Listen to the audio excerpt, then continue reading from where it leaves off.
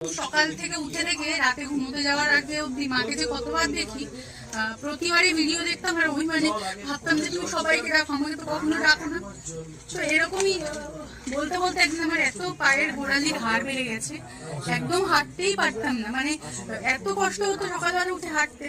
তো হঠাৎ এরকম একদিন বলে বসে চা খেতে খেতে মাকে ভিডিও দেখে দেখে বললাম যে মা তুমি সবারটা শোনো, সবাইকে ঠিক করে দাও, আমার এত ব্যথা, তোমাকে আমি রোজ দেখি, শুধু অভিমানে তোমার কাছে চাইতে পারি না।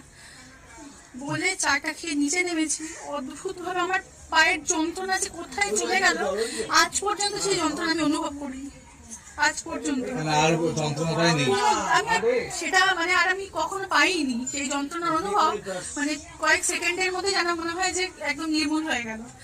শুধু মাকে ডেকে, শুধু মাকে আমি ওই ভিডিওতে দেখি, ডাকি, আর খুব অভিমান মাকে ডাকি। আজকে মা আমার প্রায় প্রথমবার